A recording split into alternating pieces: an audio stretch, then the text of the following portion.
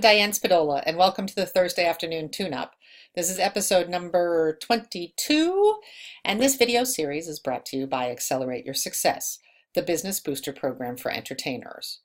I have recently launched a free Facebook group by the same name, and it's going to be the repository for all sorts of marketing support and free resources. Jump on over to Facebook when I'm done with this video and join the group by the same name. You can find it under Groups, Accelerate Your Success, with no spaces in between the words. Think of this video as your information and inspirational pit stop before the race, which is your busy weekend. I'm sure many of us are starting to get busier. The phone is ringing, the emails are coming, and that's fantastic. Always work on getting those repeat client gigs because it's a lot less expensive to provide great service to a repeat client than it is to get a new one. We talked about that last week. However, sometimes you don't always get the gig from the repeat client. And today's episode is about collecting feedback when you don't get the gig. A few years ago, I did a first birthday party for a young man named Hudson. The birthday party was fantastic. The mom was very pleased. All the artists got tipped. The customer satisfaction survey was 5s across the board, which was the highest possible rating. And a few weeks ago, Hudson's mom asked me to do a 5-year-old birthday party for his sister. I submitted a plan and expected to be working that event because, after all, this was a loyal customer that I had had a really good relationship with. A few weeks went by and I never heard anything back. When I reached out to find out if that booking was going forward, I learned that the party host had decided to go in another direction for face painting.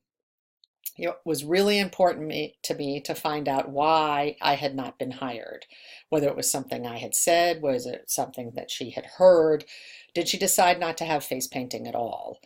I needed to know if it was something that I could do differently, not necessarily to get this gig, but for other gigs in the future. So I mustered up all my courage, and it's certainly not easy when you know that the feedback's going to be negative.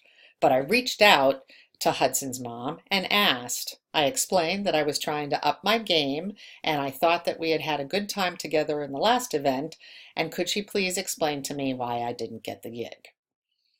Always put it in light of you are trying to do better for your client.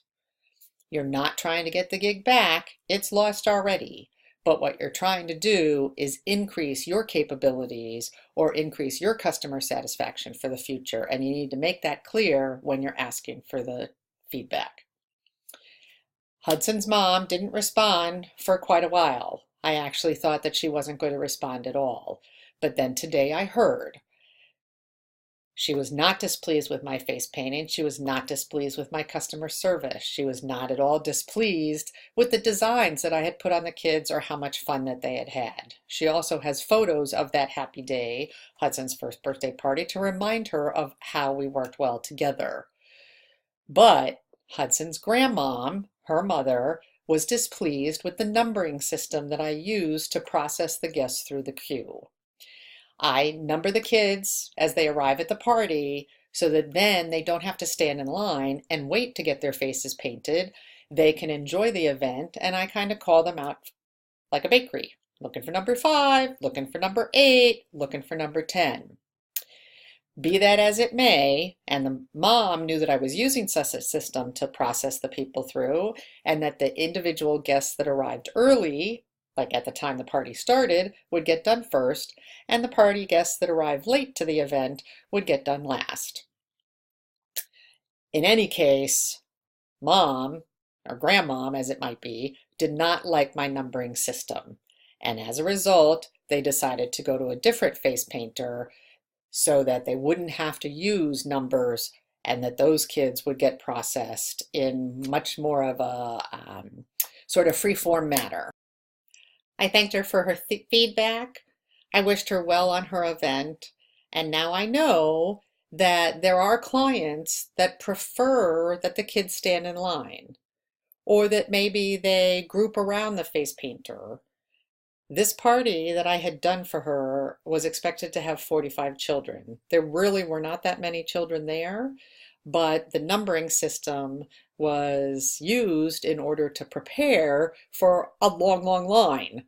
So perhaps in the future, I should gauge whether I use the numbering system on how many people actually show up to the party, not the expected guest count. Hope this has been helpful. Have a great weekend.